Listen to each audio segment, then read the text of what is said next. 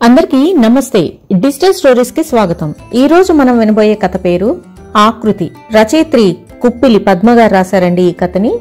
ఈ కథ మనం రెండవ భాగం వినబోతున్నాము. మొదటి భాగం ప్లేలిస్ట్ లో ఉంది, కింద డిస్క్రిప్షన్ లో చెక్ చేయొచ్చు. ఇఫ్ నాట్ ఛానల్ వీడియోస్ లో మీరు చెక్ చేయొచ్చు. ఇంకా కథలోకి వెళ్ళిపోదామా? అవ్యక్త రాగాలేవో నరనరాల్లో కదులుతుండగా ఆకృతి బిల్డింగ్ లో కాలు పెట్టింది. లావుగా పొట్టిగా చామన ఛాయ రంగులో ఉన్న ఓ 36 స్త్రీ టెలిఫోన్ ముందు ఆకృతికి కనిపించింది. ఆకృతి టెలిఫోన్ పక్కగా కనిపించిన రిసెప్షన్ అని రాసున్న బోర్డు చూసి ఆగి ఆమెకి తనని తాను పరిచయం చేసుకుని, ఈరోజు జాయినింగ్ రిపోర్ట్ ఇస్తున్నాను అంది. టిఫిన్ బాక్స్ మూత తీసి ఓ ఇడ్లీని నోట్లోకి తోసుకుంటూ వెల్కమ్ గట్టిగా కాస్త కఠినంగా అంది ఆమె. ఆమె పేరు నీతాచార్యులు. హైదరాబాదులో 40 ఏళ్ల క్రితం స్థిరపడిన తమిళ కుటుంబీకురాలు. 12 ఏళ్ల క్రితం వరదాచార్యులను ప్రేమించి పెళ్లి చేసుకుంది. ఆమెకి 2 పిల్లలు. నీతాచార్యుల చూపులు ఆకృతిని శల్య పరీక్ష చేస్తున్నాయి. ఆకృతికి ఇబ్బందిగా అనిపించి అకౌంట్స్ డిపార్ట్మెంట్ ఎక్కడా అని అడగాలనిపించక తనే వెతుకుతూ బయలుదేరింది. 2వ అంతస్తులో అకౌంట్స్ డిపార్ట్మెంట్ బోర్డు కనిపించింది ఆమెకి. లోపలికి అడుగుపెట్టింది. హాల్లో ఉన్న ఫ్యాన్స్ ఫుల్ స్పీడ్లో పెట్టి వాటి క్రింద నిలబడి ఉన్నాడు ఓ కుర్రాడు. 30 ఏళ్ల వయస్సు, నల్లగా సన్నగా 5 అడుగుల పొడవున్న అతని పేరు ప్రభాకర్.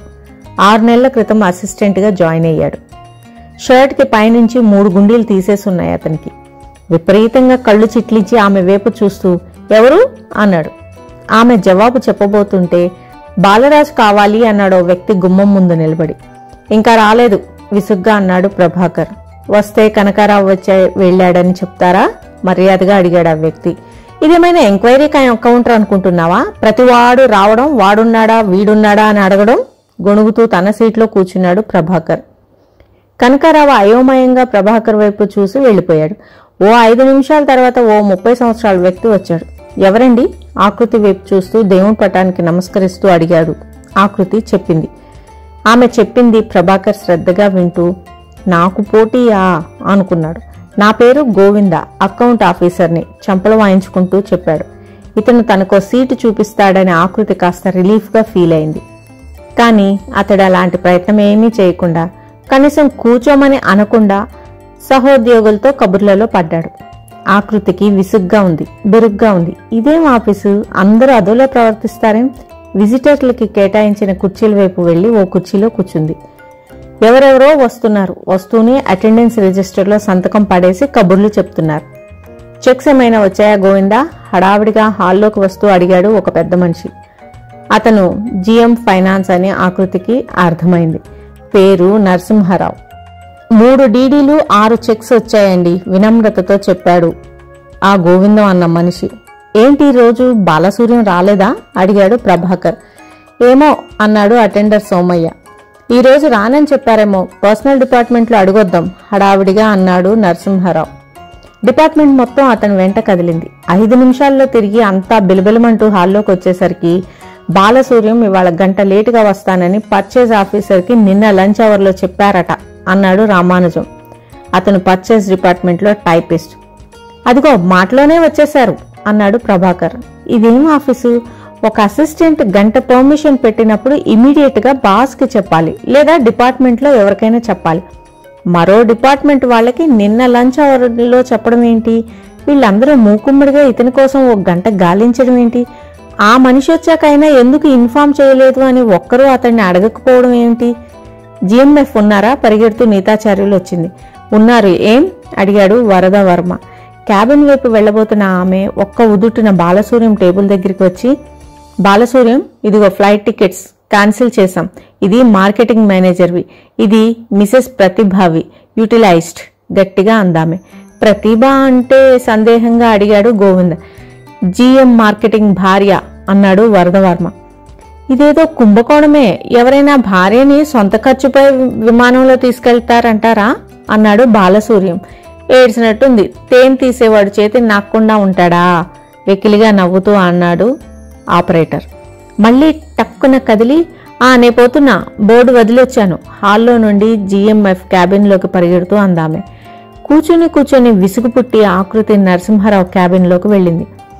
అతను విషయం తెలుసుకుని ఎక్కడ కూర్చోవాలో వివరించి సోమయ్యని పిలిచి ఆ సీట్ ఆమెకి చూపించమన్నాడు. ఆకృతి అతనికి థ్యాంక్స్ చెప్పి సోమయ్య చూపించిన సీట్లో కూర్చుంది. విమెన్ వర్కింగ్ ఫోర్స్లో నేను ఓ భాగమనే ఆనందం తప్ప ఈ కొత్త వాతావరణం మత్తుగా గమ్మత్తుగా లేదు. నాకు పూలమాల వేసి ఆహ్వానించక్కర్లేదు. డిపార్ట్మెంట్ హెడ్ సీటు చూపించి తోటి స్టాఫ్ని పరిచయం చేయొద్దా? చెయ్యాల్సిన పనిని వివరించొద్దా? ప్రతి చోట ఇలాగే ఉంటారా? ఖచ్చితంగా ఇలా ఉండరు. ఇక్కడ పునాదిలోనే ఏదో లోపం ఉంది, లేకపోతే ఇతరుల గురించి అసభ్యంగా మాట్లాడరు. టాప్ లేచిపోయేటట్లు ఆపరేటర్ అరవదు. నేనిక్కడ పని చేయగలనా? ఆకృతి వివిధ భారతిలో పాటలు వింటూ చీరలు ఇస్త్రీ చేస్తుంది. ఆఫీసులో జాయిన్ అయ్యి వారం అయింది. ఆఫీసు ఇంటికి చాలా దూరం కదమ్మా అడిగింది శ్యామల. దూరమే అంది ఆకృతి. బస్సు ఛార్జీలు చాలా అవుతాయి కదా, దగ్గరగా రూమ్ తీసుకుంటే హాయి. ఆకృతికి ఆశ్చర్యం వేసింది. శ్యామల ఇలా వేరే వెళ్లిపోమ్మని చెప్తుందని ఊహించలేదామె. ఆ రాత్రే తల్లికి శ్యామల ప్రతిపాదన గురించి ఉత్తరం రాసింది. అడ్రస్ రాస్తుంటే హర్ష తనకింకా జవాబు రాయలేదని గుర్తొచ్చింది. అతని ఇలాంటి సాహిత్యాభిమాని ఒక్కరూ ఇక్కడ దొరకలేదు. ఆఫీసు చేరి సంతకం పెట్టి పక్కకు తిరిగిన ఆకృతికి ఓ అమ్మాయి చక్కగా నవ్వుతూ కనిపించింది. తనకంటే 3-4 ఏళ్లు పెద్దదై ఉండొచ్చు. చామన ఛాయ, మంచి పొడవు, అతి తక్కువ అలంకరణలో ఉంది. నా పేరు రాగమణి, మార్కెటింగ్ డిపార్ట్మెంట్లో స్టెనోని. ఇన్నాళ్ళు లీవ్లో ఉన్నాను. మీరు జాయిన్ అయ్యారని తెలిసి వచ్చాను పరిచయం చేసుకుందామని గలగలా నవ్వుతూ అందామె. ఆకృతి స్నేహపు నవ్వు నవ్వింది. ఆ అమ్మాయి మీకింకా ఈ ఆఫీసులో అమ్మాయిలు ఎవరితో పరిచయం కాలేదనుకుంటాను, ఒక్క నీతాచార్యులతో తప్ప అంటూ నవ్వింది. నీకెలా తెలుసు? రిసెప్షన్ అని బోర్డు చూసి మహా ఉత్సాహంగా ఆమె దగ్గరికి వెళతారు ఆఫీసులో అడుగుపెట్టే వాళ్ళంతా. ఈడ్చి తన్నినట్టు వెనక్కి వచ్చేస్తారు. మా డిపార్ట్మెంట్కి రండి, లంచ్ అవర్లో అందరినీ పరిచయం చేస్తాను అంది రాగమణి. అలాగే అంది ఆకృతి. 9 అవుతుండగా ఎవరి సీట్లకు వాళ్ళు వెళ్లారు. Lunch hour. ఆకృతి మార్కెటింగ్ డిపార్ట్మెంట్లోకి వెళ్ళింది. సేల్స్ రిప్రజెంటేటివ్లు, మేనేజర్లు, ఆఫీసర్లు, స్టెనోలు, టైపిస్టులు, అసిస్టెంట్లు, కస్టమర్స్, డీలర్స్తో కోలాహలంగా ఉంది ఆ డిపార్ట్మెంట్. దాదాపు అందరి చూపులు ఆకృతిని అంటుకుపోయాయి. ఆమె అందం అటువంటిది. ఆకృతిని చూడగానే రాగమణి నవ్వుతూ ఎదురొచ్చింది. రండి, ఇదే మా డిపార్ట్మెంట్. మార్కెట్కి అచ్చు తెలుగు అర్థం బల్లా బజార్లా ఉంటుంది అంది. బజారు తెలుగు పదమా అంది ఆకృతి. రాగమణి ఒక్క క్షణం మౌనంగా అయిపోయి మీరు తెలుగువారా అని తెలుగులో అడిగింది. ఆ అంది ఆకృతి. ఆఫీస్లో అంతా ఇంగ్లీషు హిందీలోనే మాట్లాడతారు. కాస్త తమిళం కన్నడం కూడా వినిపిస్తూ ఉంటుంది. మార్కెటింగ్ డిపార్ట్మెంట్లో తమిళులు ఎక్కువ ఉన్నారు. కవిత, భార్గవి వివాహితులు. కవితకి ఒక పాప, సుమన, కరుణ ఇంచుమించు తన వయసే. ఒక్క నీతాచార్యులు తప్ప అందరూ 30 ఏళ్ల లోపు వాళ్లే. అందరిది సామాన్య రూపం. రాగమణి తప్ప మిగిలిన వారందరి కళ్లల్లో ఆకృతి సౌందర్యం పట్ల రవ్వంత అసూయ కనిపిస్తోంది. అటువంటి చూపులు ఆకృతికి ఊహ తెలిసినప్పటి నుంచి మామూలే. కాసేపు గడిపి వచ్చేసింది. ఆఫీస్లో అందరూ తనకి గర్వమని అనుకుంటున్నారని ఆమెకి తెలియదు. ఆకృతి గారికి కైసే హై ఆప్ ఔర్ ఆప్కా గుల్మోహర్, నా స్వప్న ప్రపంచము అందులోని వ్యక్తులు అంతా క్షేమము. విజయవాడ నుంచి వచ్చేటప్పుడు లతా పుస్తకం ఆది మధ్యాంతాల్లో తెచ్చుకున్నాను. అరుదైన అద్భుతమైన నవల. మీరు చదివారా? బుచ్చిబాబు చివరికి మిగిలేది తర్వాత నన్నంతగా కదిలించిన నవల ఇది. మీరన్నది నిజమే. మనకిష్టమైన వాళ్ళు లేకపోతే అది ఎంతటి సుందరమైన ప్రదేశమైనా ఎడారే అవుతుంది. ఇక్కడ మా బడి బాగుంది. కాస్త సహనము, సున్నితమైన మనసు ఉండాలే కానీ బడిలో పిల్లల మాటల్ని పాటల్ని ఎంచక్కా ఎంజాయ్ చేయొచ్చు. బలవంతంగానైనా విద్య నేర్పి పిల్లలను విజ్ఞానవంతులుగా విద్యావంతులుగా తయారు చేద్దామనుకుంటేనే సమస్య మొదలవుతుంది. చదువు అంటూ పిల్లల్లోని అమాయకత్వాన్ని, స్వేచ్ఛా పిపాసని ధ్వంసం చేస్తున్నాం.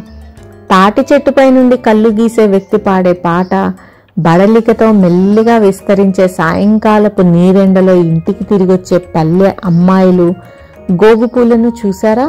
సాయంకాలం ఆకాశంలోని అరుణిమ ఫ్రీజ్ అయ్యి పూలుగా మారినట్లుగా ఉంటాయి. పశువుల్ని కాసే మా బడి పిల్లలు వారి అనుభవాల్ని చెప్తుంటే ఈర్ష్య, బాధ కలుగుతాయి. నా బాల్యాన్ని బడి తినేసిందనే కోపం కూడా. ఇంకా ఆపైనా కొద్ది రోజుల్లో హైదరాబాద్ రావాలని, వచ్చి ఉండిపోవాలని ఉంది. నాలోని నిర్లిప్తతని, నిరాసక్తతను, జడత్వాన్ని వదిలేసుకుందామని. జవాబు రాయండి, అడ్రస్ రాస్తున్నాను. మీ హర్ష. ఎంతసేపు అలా కూర్చుందో ఆమెకే తెలీదు. హర్ష ఆమెకి రాసిన తొలి ఉత్తరం అది.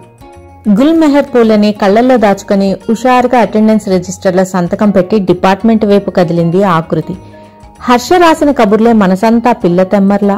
శ్రీకర్ స్కూటర్ ఎక్కారా నీతాచార్యులు ప్రశ్నతో ఉలిక్కిపడింది.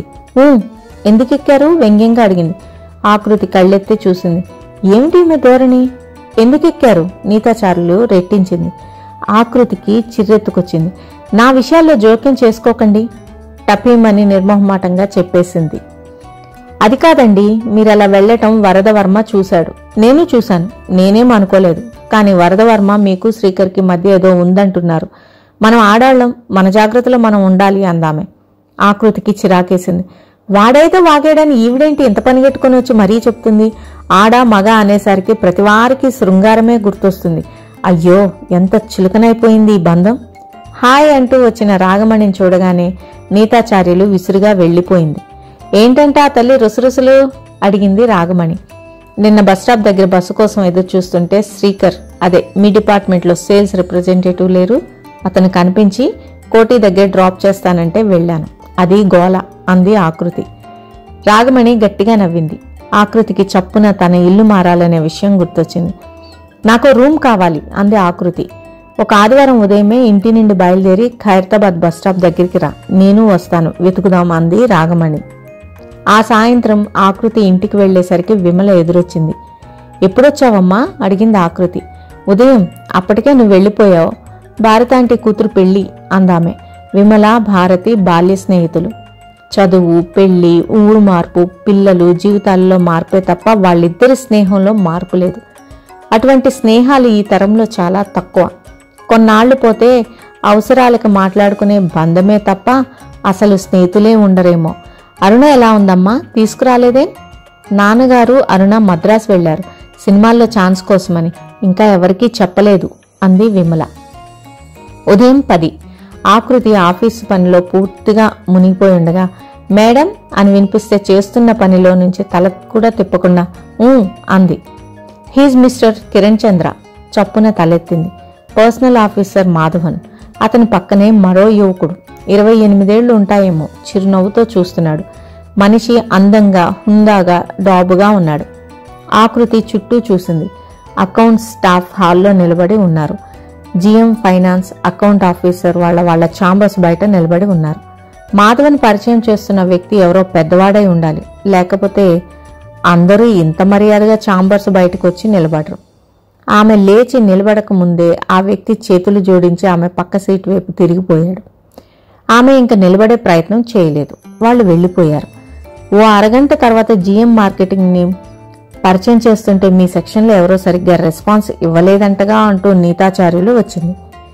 ఎవరన్నారు అడిగాడు ప్రభాకర్. Personnel officer. ఎవరితో? ఆమె జవాబు చెప్పలేదు.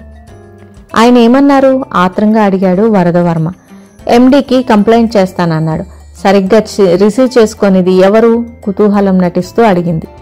ఆ వ్యక్తి ఆకృతి అని నీతాచార్యులకి తెలుసు. ఆమెను బెదరగొట్టి చూడాలనే పైశాచిక ఆనందం. పెద్దవాళ్లతో నమ్రతగా ఉండాలండి, లేకపోతే ఇవే గొడవలు. నేనెంత టెన్షన్లో ఉన్నా కొందరిలాగా పరధ్యానంలో అయోమయంగా ఉండను. ఆఫీస్ని నిర్లక్ష్యం చెయ్యను గొప్పగా అందామె. అకారణంగా బోర్డును వదిలి ఇలా డిపార్ట్మెంట్స్ చుట్టూ తిరగడాన్ని ఏమంటారో ఆమె భాషలో.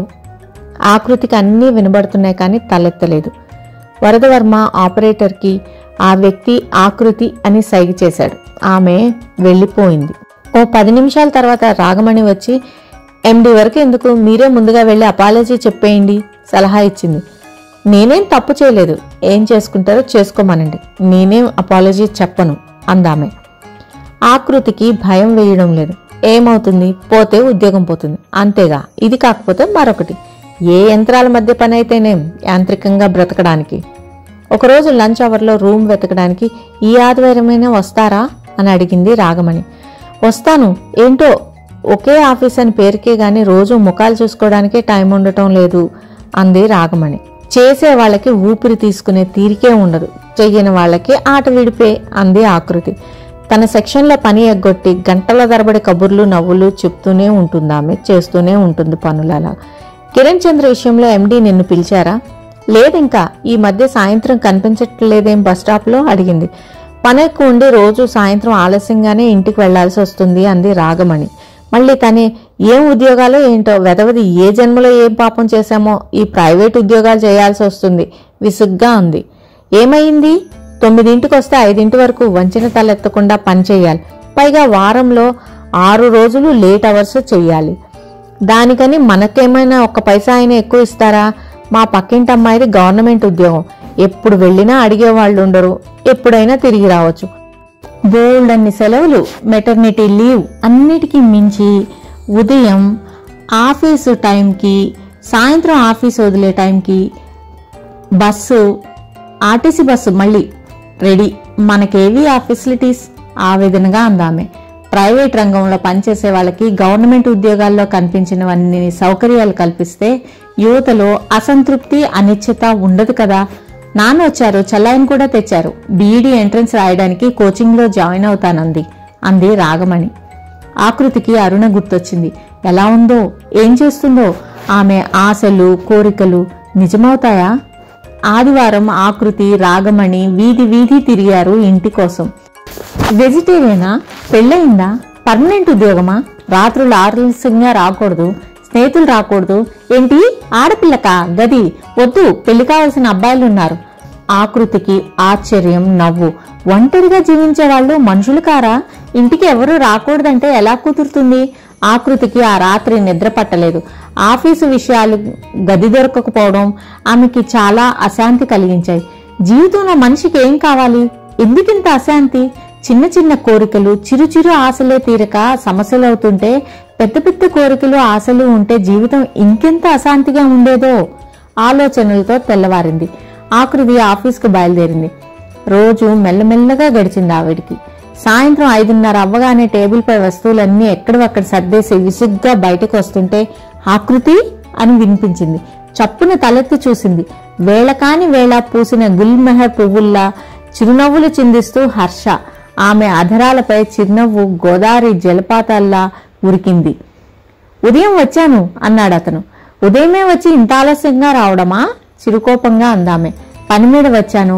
మీ వర్క్ డిస్టర్బ్ కాకుండా ముందు నా పని చూసుకుని ఆఫీస్ వదిలే టైంకి వచ్చాను అన్నాడు అతను. అవునా అందామె. అవునా అని ఆమె పలకడంలో ఓ విధమైన సొగసు ఉంది. అతనికి ఆమె అలా పలికే తీరు చాలా ఇష్టం. ఎక్కడ కూర్చొని మాట్లాడుకుందాం అడిగాడు అతను. ఆమె భావరహితంగా అతని వైపు చూసింది. తను సిటీ ఏం చూడలేదు. ఇక్కడికి వచ్చినప్పటి నుంచి ఇల్లు, ఆఫీస్ తప్ప ఇంకేం తెలియవు. లైబ్రరీని చూసింది కానీ వెళ్లే సమయమే దొరకడం లేదు. అతను ఆటోని పిలిచి బిర్లా మందిర్ అన్నాడు. ఇద్దరు ఆటో ఎక్కారు. బిర్లా మందిరంకి వెళ్తూ దారిలో పాలరాతి కృష్ణుణ్ణి చూసి ఆమె రెప్పలార్పడం మర్చిపోయింది. యమునా తీరాన రాధ మదిలోన కృష్ణుని ప్రేమ కథ కొసరి పాడేటి కోరివల చేటి మనసు నాది కదా లోపల శృతి చేసుకుంటుంది. స్వామి దర్శనం చేసుకుని మెట్లపై ఓ మూల కూర్చున్నారు. విద్యుత్ దీపాల కాంతిలో మిలమిలా మెరిసిపోతుంది భాగ్యనగరం. ఈ సిటీ ఇంత బాగుంటుందా? ఆశ్చర్యంగా అరేంజ్డ్ బ్యూటీ అన్నాడు అతను. నేచురల్ బ్యూటీ ఏదట? నవ్వుతూ అడిగిందామె. ఆకృతి నిజంగానే పసిపిల్లలా సంబరపడుతూ అడిగింది. చాలా రోజుల తర్వాత కలుసుకున్నారేమో. ఇద్దరూ కాస్త చనువుగా, స్వేచ్ఛగా మాట్లాడుకుంటున్నారు. ఇంతకీ ఈ ఊరు ఎందుకు వచ్చారు అడిగిందామె. నా ఉత్తరానికి జవాబు పట్టుకెళ్దామని అన్నాడు అతను. ఏం రాయాలో తెలియలేదు. అంత బాగుంది మీ ఉత్తరం, నిజాయితీగా చెప్పిందామె. దానికి రిప్లై ఇవ్వకపోయినా మీరు మీ ఉత్తరం రాయొచ్చుగా చిరునవ్వుతో అడిగాడు అతను. అతని వైపు చూస్తూ ఏం రాయాలో ఎప్పుడూ తెలిసేది కాదండి అంది. నగర వాతావరణం ఆమె వేషధారణలో పెద్ద మార్పును తీసుకురాలేదు. ఆకృతిలాగే ఉండడం అతనికి ఎంతో తృప్తినిచ్చింది. ఆమెకి ఎంతో శాంతిగా ఉంది. కల్లోలం తర్వాత గౌతమిలా ఆమె నయనాలలో ప్రశాంతి ప్రవహిస్తుంది.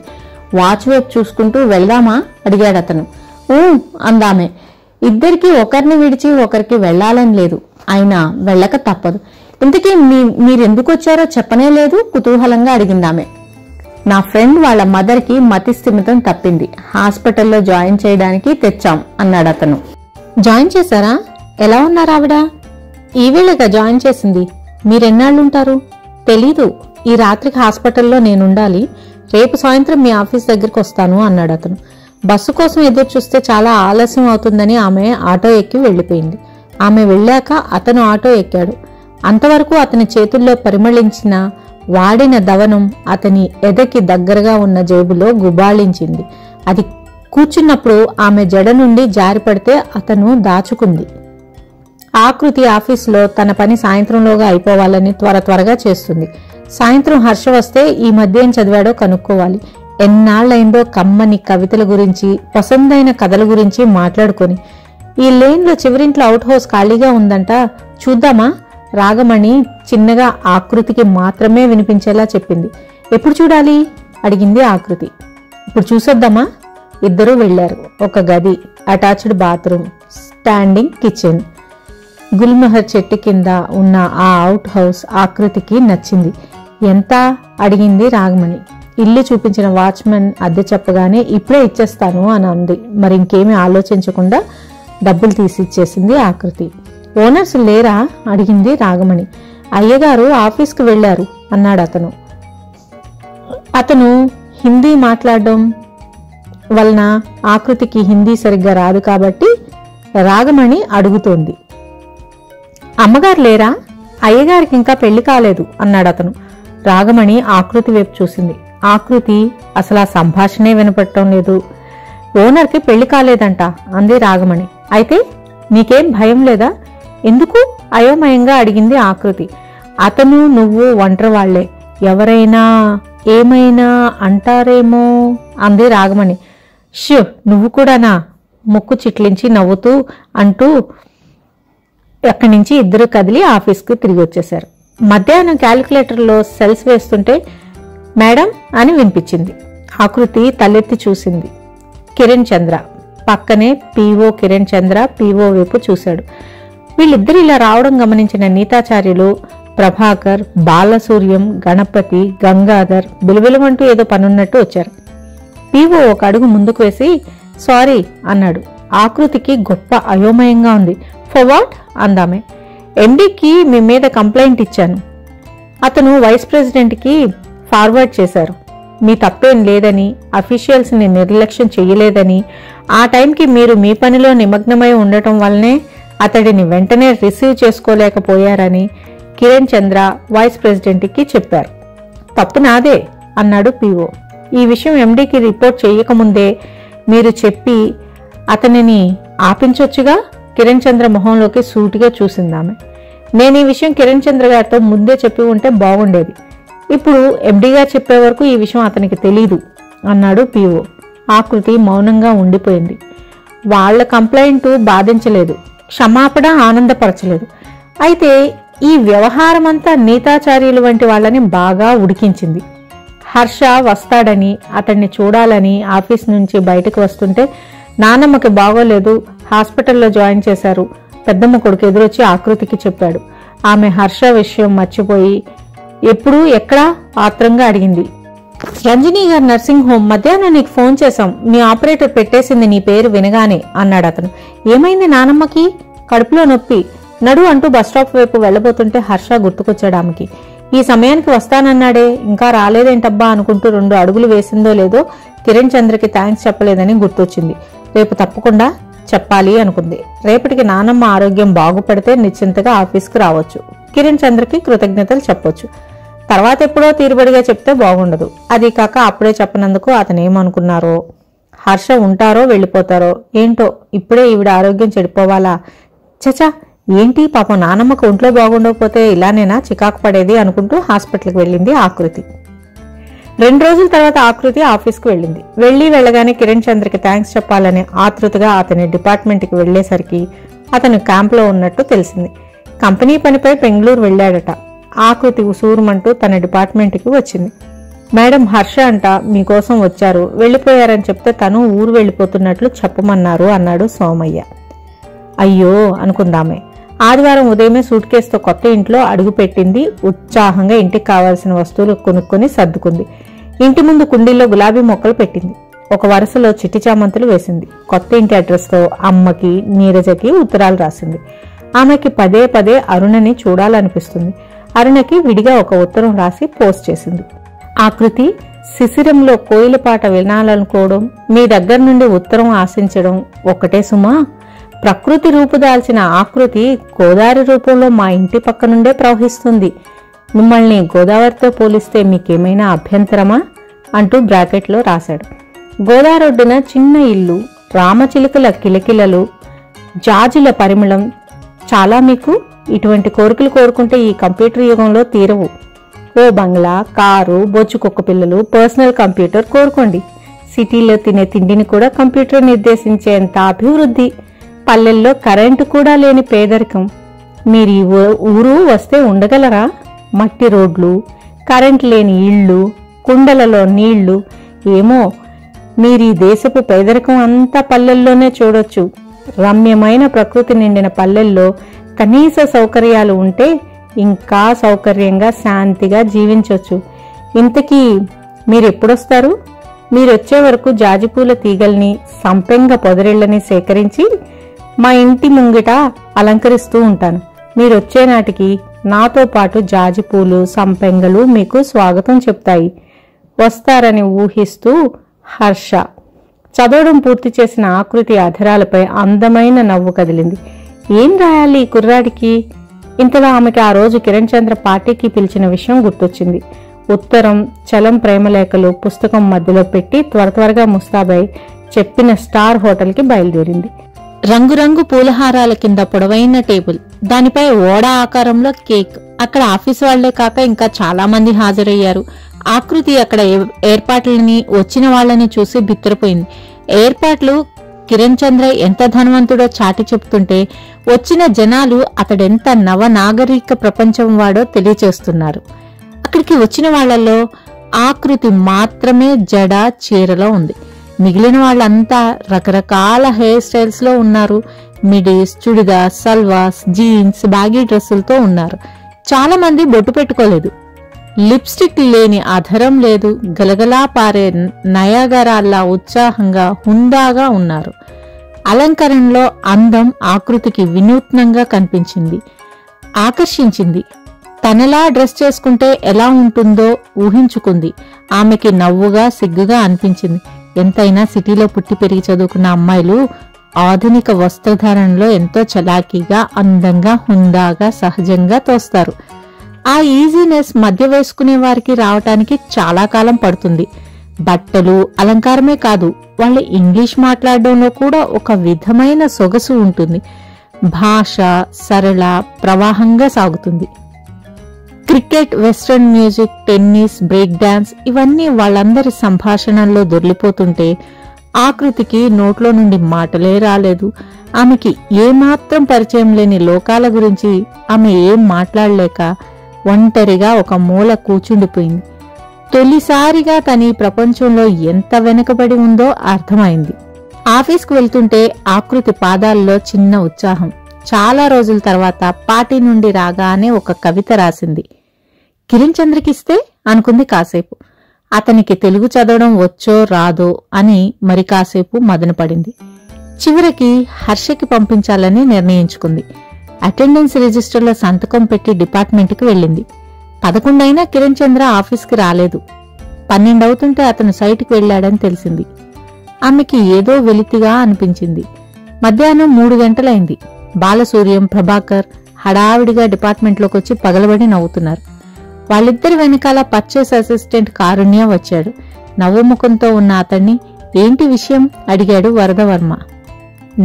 నే ఆపరేటర్ని ప్రేమిస్తున్నానంట ఆపుకులేని నవ్వుతో చెప్పాడు కారుణ్య. ఆపరేటర్నా? రఫ్ క్యాష్ బుక్ రాస్తున్న వరదవర్మ ఆశ్చర్యంగా అడిగాడు. గొప్ప గాబరా న్యూస్ తెచ్చావు గానీ కూచో ఎవరితో అంది అడిగాడు ప్రభాకర్. మా బాస్తో చెప్పిందంట. ఆయన నన్ను పిలిచి ఆమెతో నీకేంటి కారుణ్య అంటూ లెక్చర్ ఇవ్వబోయాడు. ఏమిటి సార్, ఎవరు అని నేను ఆశ్చర్యపోతే ఆపరేటర్ వచ్చి నువ్వు తన్ని ప్రేమిస్తున్నావని చెప్పింది అన్నాడు కారుణ్య. కారుణ్య ఫ్రెష్ ఫ్రమ్ కాలేజ్, 36 ఏళ్ల ఆపరేటర్కి 20 ఏళ్ల కుర్రాడు ఎలా తోచాడో. నువ్వేమన్నావు అడిగాడు వరదవర్మ. గట్టిగా వాయించాను సార్. ఆవిడ వయసేంటి, నా వయసేంటి? పోనీ వయసు కూడా వదిలేయండి. ఆవిడేమైనా సౌందర్య రాసా? పోనీ సాధారణమైన అందమేమైనా ఉందా? ఆ స్వరంలో సౌమ్యత ఉందా? అర్ధరాత్రి గూడ్స్ బండి వెళ్తున్న రొదలాంటి ఆ గొంతు విని పట్టపగల ఆఫీసులో ఎగిరెగిరి పడుతున్నాం. పోనీ చాలా డబ్బుందా అంటే అది లేదు. తెగిన చెప్పు కుట్టించడానికి డబ్బులు ఖర్చు పెట్టడానికి కూడా పిసినారి.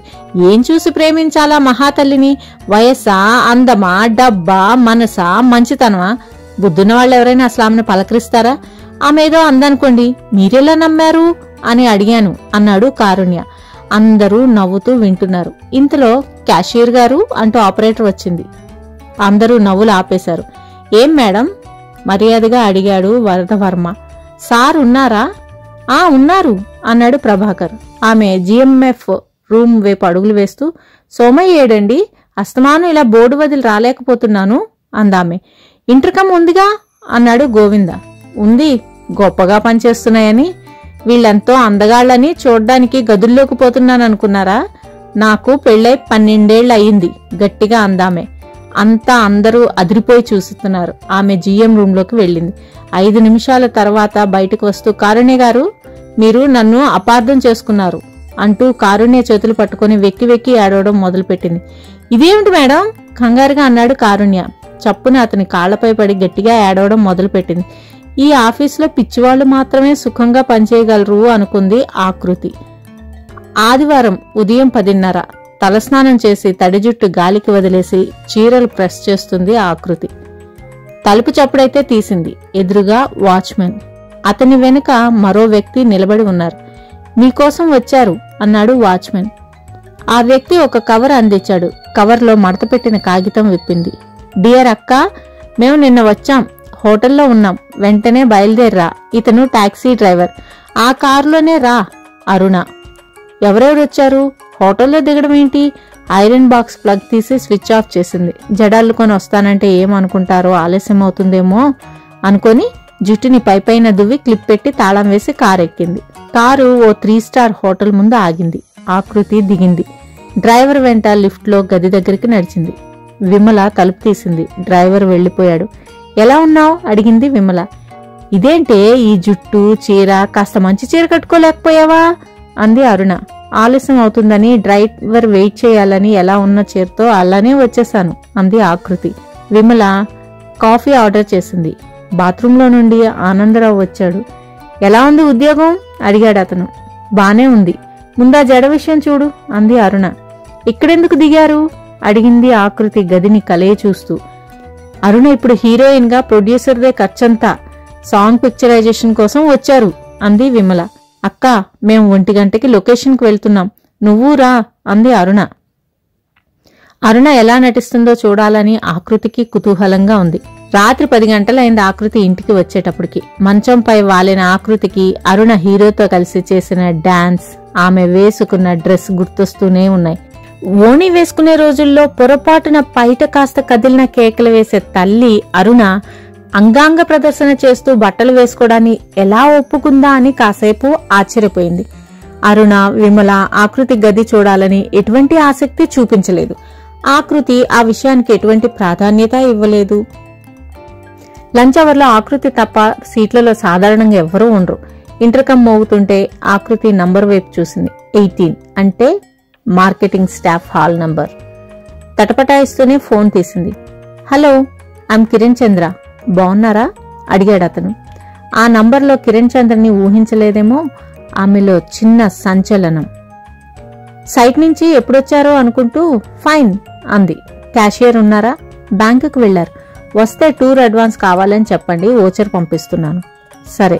అతను ఓ పెద్ద మేనేజర్, తనేమో చిన్న ఉద్యోగి. అతనితో ఇలాగైనా మాట్లాడేది? ఒక్కసారి కూడా సార్ అనడం లేదు. అతనేమనుకుంటాడో? పొగరు. అవునా? అతనేమనుకుంటే నీకేం ఆకృతి? పార్టీ అయ్యే వరకు ఉండకుండా వెళ్లిపోయారా? మృతిగా అడిగాడు.